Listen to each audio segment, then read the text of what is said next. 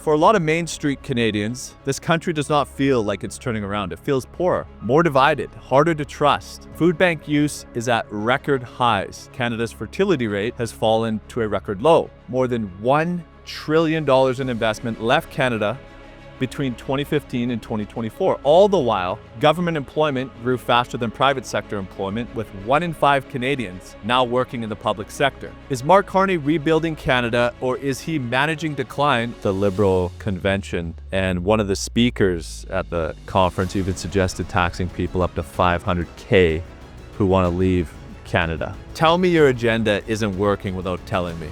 It's just absurd. We're supposed to be a free country. I don't see any economic plan of his domestically that has borne real fruit to date. And he's been in power for a year. Is Poilievre the right man to lead the Conservatives into the next election? I'm starting to shift my view on that a little bit. If your young generation doesn't have belief in the future, you are a nation in decline. He has no excuse in it.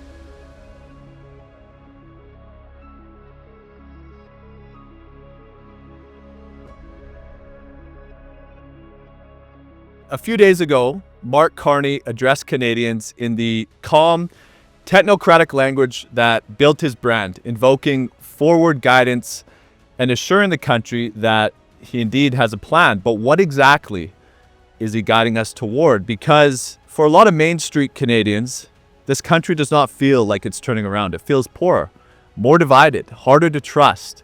Food bank use is at record highs. Canada's fertility rate has fallen to a record low. Alberta's separatist sentiment is no longer fringe, and according to RBC Thought Leadership, more than $1 trillion in investment left Canada between 2015 and 2024. All the while, government employment grew faster than private sector employment, with 1 in 5 Canadians now working in the public sector. Joining me today is Spencer Fernando, a balanced voice in political commentary, to answer a simple question. Is Mark Carney rebuilding Canada, or is he managing decline with a calmer voice and better language? Did Carney's address sound like a recovery plan to you, or did it sound like he was preparing Canadians for a painful CUSMA fight and poor standard of living? Well, it certainly seemed a little bit echoes of Franklin Roosevelt in a way, where his whole idea was, if the country's heading towards a difficult period of time, it's better to just level with people and say it's going to be difficult as opposed to trying to spin your way out of it. So I think certainly part of it was preparing Canadians for the possibility that CUSMA may not be renewed, which would obviously cause significant economic damage to Canada. Now, Carney talks about being bold, but my concern is, where is the actual pro-growth agenda that doesn't involve government, doesn't involve subsidies?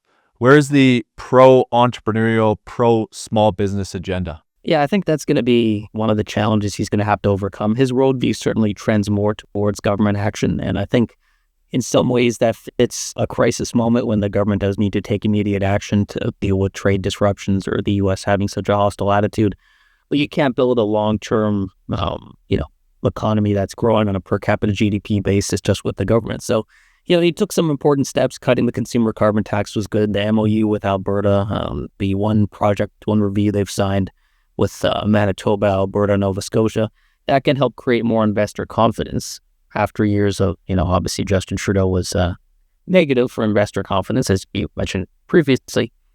But the challenge is going to be, at what point does he start to realize that there's a limit to what the government can do, and when you have to start cutting taxes? And that's going to be the challenge, because there's obviously the massive deficits as well. That's the other issue, is what does fiscal responsibility look like? What does a pro-growth agenda look like when, say, would you lose a lot of trade with the U.S., you're looking at massive budget deficits? So it's not an easy situation.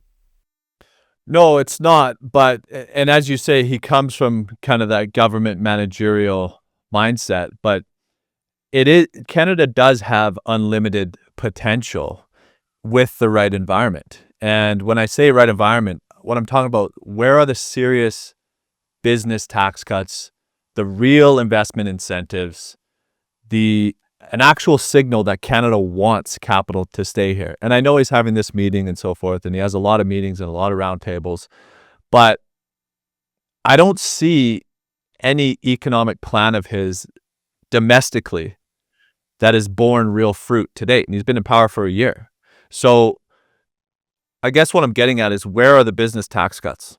Yeah, well, I think it would be good for the government to cut business taxes. In terms of nothing being done, I would have to disagree with that, though. I mean, people lament all the, trade deals. He's flying around the world. He's doing this. He's talking to people. We had a drop of about $28 billion in exports to the United States last year. And that's, of course, due to the U.S. tariffs. Trump is hostile to free trade. So that's a real problem, considering much of our economy is built on free trade with the United States. That was almost made up for, I think there's about a $2 billion gap, almost made up for with increased exports to other countries. So part of that is building relationships with other countries, showing that we're open to free trade. I think those are important signals, and there have been some benefits from that. So we are trading more with other countries. It hasn't fully offset what we've lost with the U.S. in exports, but it's come close. Oil and gas exports have hit a record high. LNG and oil exports in January of this year hit a record high. So that's obviously success as well. So I think the idea that nothing is being done is not quite fair. The question is, again, once you reach the level of what the government can do, what does he do next? And that's going to be a real challenge for him. Yeah, and I think when you reach a limit of what the government can do, the government needs to get out of the way further, right? And when you talk about oil and gas and LNG exports hitting record levels, that's been going on for years. That I don't really think that has anything to do with Carney. So I guess what I'm to kind of push back a bit is, he's been in power for a year. What policy of his that has borne fruit for Canada economically? And I don't really see anything. Yeah, well, I think that assumes that it's all on the prime minister of the country, which is not really a free market view either, right? And so I think getting rid of the consumer carbon tax is very important. That sent an important message that Canada's more open for business, cut taxes for consumers, something that Conservatives wanted for a long time, which Carney did deliver on. He's bringing in Conservatives into the government, which I think is helpful because he still has a lot of leftovers from the Trudeau era who are, let's say, more hostile to the oil and gas sector and more hostile to the private sector. So he's balancing that off. He has a lot of baggage to deal with from Trudeau as well, because as I mentioned, the signal Trudeau sent to investors was often a hostile one. He had a very negative view of the private sector. In terms of what the government can do, it also has responsibility for provincial governments as well. They have to take action, and I think if we don't see them cutting taxes, we don't see them making pro-investment moves, then there's still trade barriers between provinces that they don't want to get rid of because there's different political constituencies they're trying to appeal to. But it's not just all on the federal government. No, I agree. I would like to see the federal government get out of the way as much as possible. But let's talk about that MOU with Alberta, because that's a hot button issue. I live in Alberta. I have friends in the oil and gas industry, and I can tell you from what I'm hearing, an MOU is not going to do anything. The big issue right now is the industrial carbon tax. Canada has, arguably the most aggressive industrial carbon tax in the world, certainly for a major fossil fuel exporter. Unless he gets rid of that industrial carbon tax or lowers it substantially, I don't think it's going to result in a pipeline going to the Pacific or an expansion of one. What's your thoughts? Oh, I think they should get rid of it, absolutely. And the tanker ban as well. I think it's, I think what Carney's done is he's gotten a lot of the words and some of the initial actions right, but there's the whole other step to go, which is, acknowledging that the underlying view that Canada needs to restrict our oil and gas sector is not just economically wrong, but it's bad for the world as well. People say, okay, we care about the world environment. Well, Canada has some of the most environmentally friendly oil and gas, some of the highest labor standards. So, and look at the Strait of Hormuz. Look at how desperate the world is for energy and how bad it is for the world if Canada's not maximizing our production. And so I think, again, he's taken some good initial steps. He's gotten a lot of the rhetoric right. He's much more conciliatory with oil and gas producing provinces, whether it's Alberta, Saskatchewan, Nova Scotia. I know there's been some discussion there in their energy sector, but it's moving forward. And again, this is where I think it's part of what he's doing with getting some of these conservative MPs into the fold is he's creating a base within the Liberal Party itself, within the Liberal caucus, that would be open to some of these moves. Right now, he has to deal with someone like Stephen Guilbeault, a lot of the Trudeau leftovers who, with a very small majority, or small minority originally, held basically the balance of power. He couldn't afford to lose one person. But now he's got, I think four conservative MPs who crossed over. They won the by-elections. And so now he has more of, quote-unquote, his people on board. It's moved the Liberal Party a little bit more to the right, which just means the center now. And it gives him more room if he does want to move in a more pro-oil and gas direction. And it's interesting that he mentioned when he was talking with, when you brought Marilyn Gladue on board, he kind of made a big point of mentioning her private sector experience, which I found interesting. It's kind of, he's a technocrat himself, although he does have significant private sector experience, but he was really leaning on the idea that she's been in the private sector, Dow Chemical, I think, for 28 years or something. She worked for. Engineer. And so I did find that interesting. I think he's trying to, and then the new Canada-U.S. trade panel that he's put together with a fair amount of conservatives, people like Lisa Ray, Aaron O'Toole, people who are pretty credible. I think he's sending a signal that he's definitely not going to be a center-left NDP light prime minister like Trudeau was. And so we'll see how far he goes in a more right-wing direction. What do you make of the Alberta separatist movement? What do you think I live in Alberta. I'm a Canadian first. I'm not someone who wants to see any sort of secession. But what do you think the end result of that will be? Well, if there is a referendum, I don't think it's going to pass. I think I don't think the concern about it should be dismissed. I think when you look at political shocks around the world, it starts with dismissal, right? Oh, nothing is going to happen. So I think looking at the poll numbers, it doesn't look like it's going to pass. But I do think there's a concern, two big concerns. One would be if politicians outside Alberta or leaders outside Alberta take a very arrogant attitude towards it, right? Like dismissing every concern that people in Alberta have and just saying, oh, it's just nothing, there's no problem there. I think that's a problem because that creates a counter reaction, right? When people feel outsiders are telling them none of their problems are real, they're more likely to say, fine, well, we're going to vote to leave. The other concern, of course, would be foreign interference. The Trump administration clearly is looking around North America or the Americas itself, and whether trying to acquire territory directly, threatening countries to take their sovereignty, or trying to interfere in elections around the region. Trump is clearly trying to get the U.S.'s hands on as much oil and important oil-producing regions as he can. Venezuela, not regime change, but, a more friendly to the U.S. regime in his view that he thinks he controls. Iran, whatever the mess is going on there, has obviously to do with energy to a large extent. And so the U.S. people in the Trump administration would surely covet either an Alberta that ends up becoming part of the U.S., which seems to be Jeffrey Rath's goal. It's kind of the bait and switch where he talks about, separation first, independence, but his real goal for him, it seems to be to become a state. And then, or an Alberta that's independent and weakened within Canada, which would be much more easier for the U.S. to control. And so I think those two issues, and so I think the key is to be on guard against foreign interference, which is something the federal government CSIS has to be working on, but also listening to the real concerns Alberta has. I mean, people in Alberta, obviously know this better than I do, but can certainly understand how much wealthier, not just Alberta, but Canada could be if they were fully unleashed. And that's a feeling that you look throughout history. When people feel they're artificially being held back economically by a very faraway government, that often creates secession movements and it creates real problems. At least during the Trudeau years, the Liberals seemed to love to tax anything that moved. I was watching the Liberal convention, and one of the speakers at the conference even suggested taxing people up to $500K who want to leave Canada. Tell me your agenda isn't working without telling me.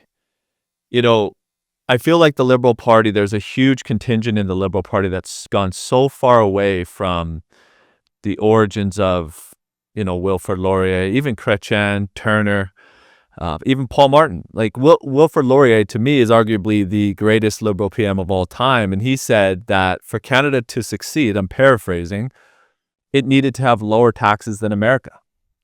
We don't have that. Why not? It's just absurd. And as you say, like you have to make your country, we're supposed to be a free country. So if you want people to live here, then that means you make it a great place for people to live and work and keep more of their money and prosper. So, I don't think that idea is going anywhere. But I think it's yeah. And he's someone who I think he spent a lot of his time outside of Canada making a lot of money, which makes it even more ironic, right? So the rules Same for with D, Carney. but not for B. Same with Carney though, right? That's why I have such a hard time. I mean, obviously I'm not a liberal, but I want to see the country do well.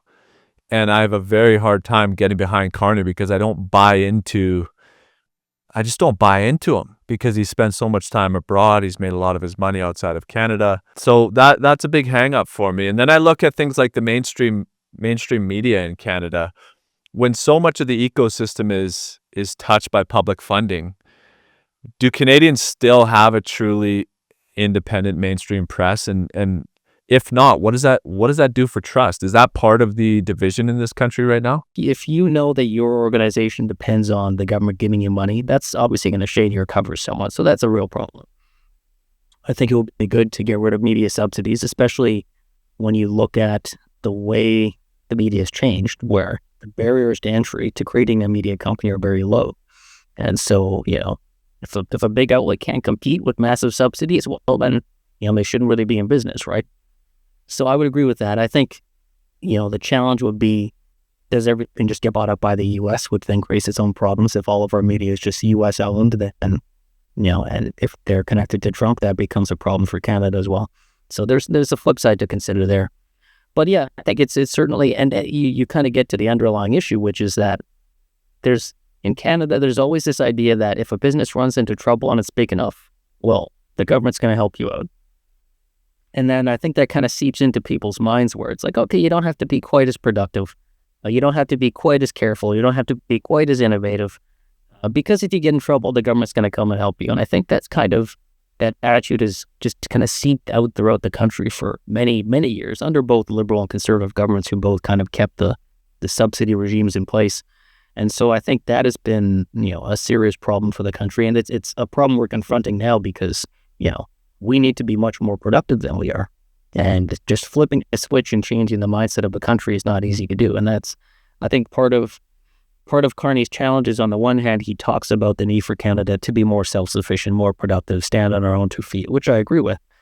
But a lot of that will depend, as you say, on getting government out of the way in many cases. And so can he connect what he seems to want to shift the mindset of Canadians towards with what the government has to do to make that happen, which is often doing less. And that's going to be an issue. When we look at young people in this country, because to me, I had these conversations with my friends in BC when, BC was booming 5-6 years ago, and, they were saying how great it was. I said, yeah, it's great, but it's coming to an end because look at the young people.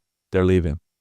And now I look at the sentiment amongst young people, 18 to 30 in Canada. And I think I saw a poll that I think it was 40% of people in that age cohort said that if they were given parity for their currency, they would move to the U.S.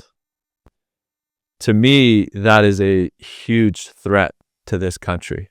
If your young generation doesn't have belief in the future, you are a nation in decline if they want to leave.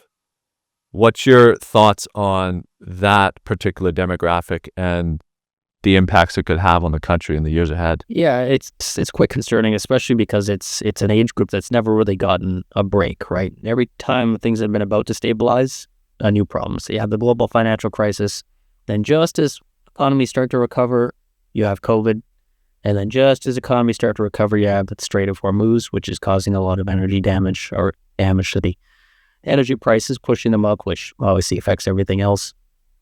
And then, of course, you have AI under the surface. I'm a big fan of AI. I think we need to completely embrace it. Countries that don't embrace it will just get outcompeted by those that do. So try to regulate it and control it. There's need to be some regulations around safety, not consensual images, things like that, obviously. But overall, Abby Lewis, for example, is talking about a data center moratorium. It's like, great, yeah, just, totally, blow up one of the fastest growing sectors in the global economy and make sure Canada gets left out. Great idea. And then you'll surely be able to pay for all your social programs that way. So, the kind of the Luddite attitude I see kind of popping up with AI is a little bit concerning. People who are understandably have concerns, but, want to just restrict it and control it. You can't do that in a globalized economy. You'll just get out-competed.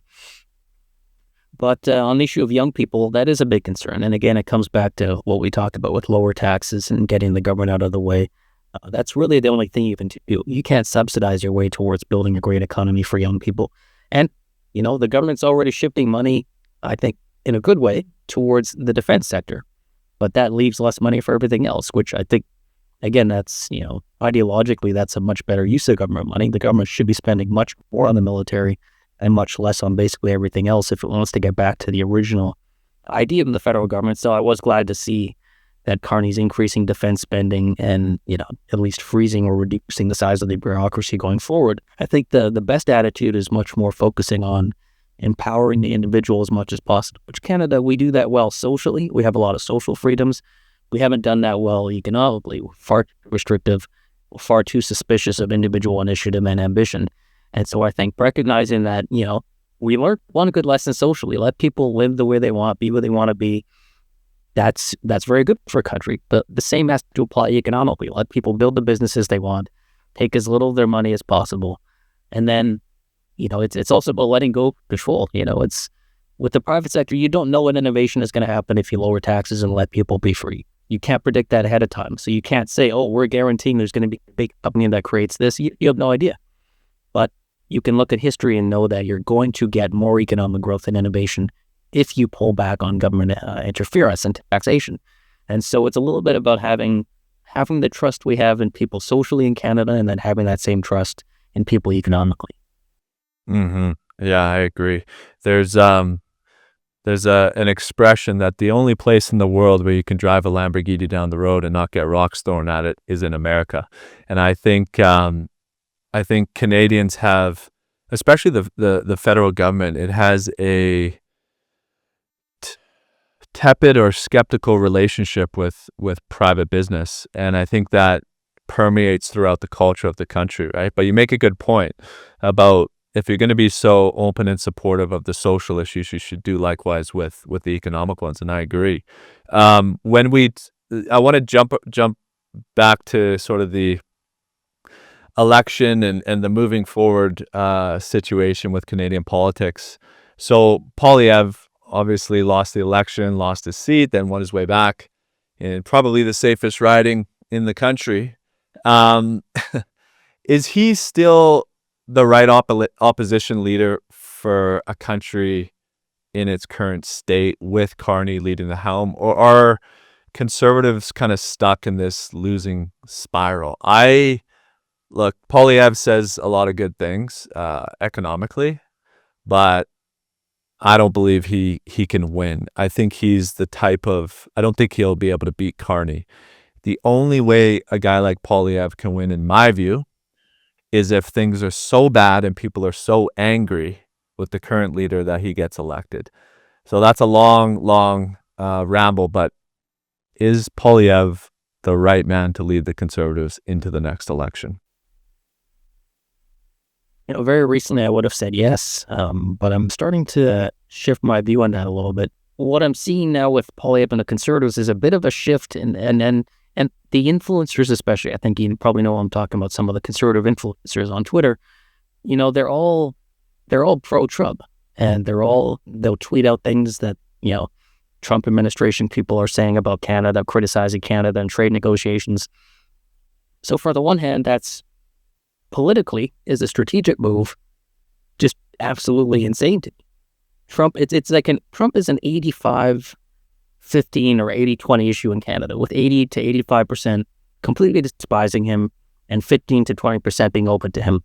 If you're an opposition party that needs 45% of the vote to win, siding with that 20% is a foolish move, and that's kind of what they're doing with those influencers. And he meets with them, he talks to them, he boosts them at the convention, so he can't say that they're hands off with the party. They're clearly closely tied to the party.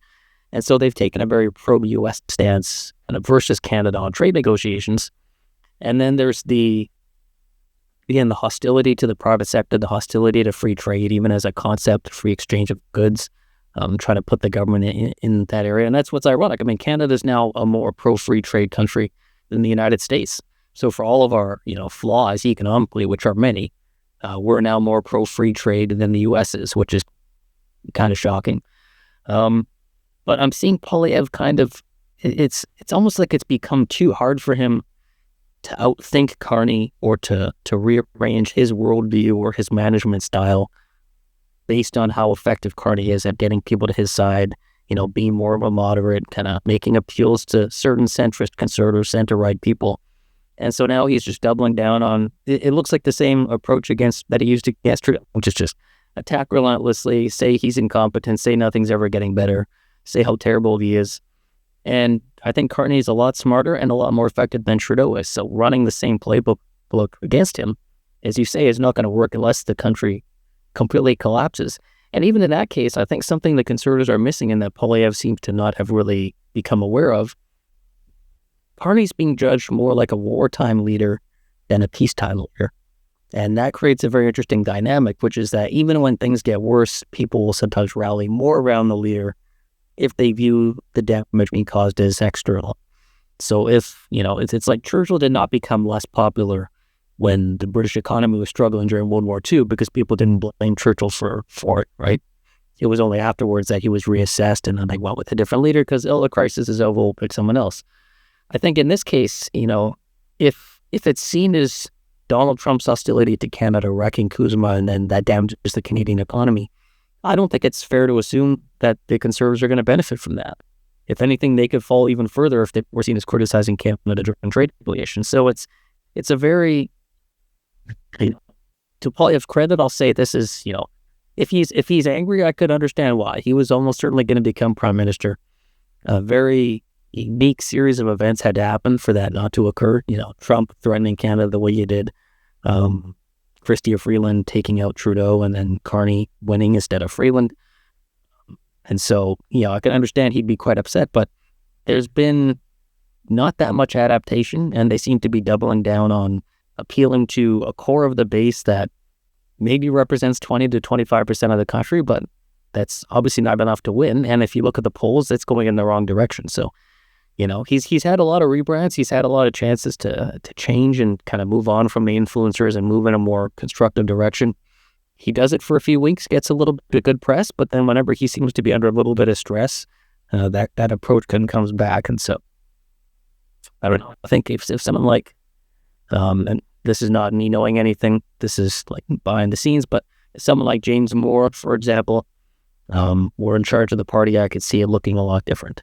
Someone with more gravitas, someone who's still clearly a conservative, but who can seem more constructive. I think Poilievre is struggling, and he often looks kind of like a bad faith actor when you have Carney, and whether it's sincere from Carney, nobody knows. No, only he does. But when Carney goes out there and says we're bringing Conservatives on board and we're listening to everybody and we're working together as Team Canada, and then Poilievre is up there looking angry all the time, politically it's not a good contrast for him. He doesn't seem to really realize that. Do you feel Canada is a nation in decline, or is this just a hole we're digging ourselves out of right now, and it's just going to take time?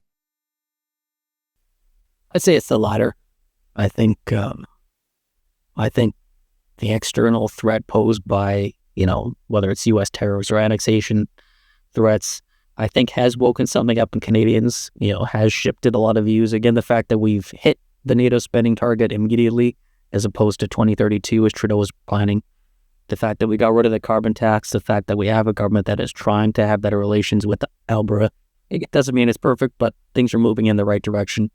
Immigration has been reduced substantially, per capita GDP growth starting to slowly recover.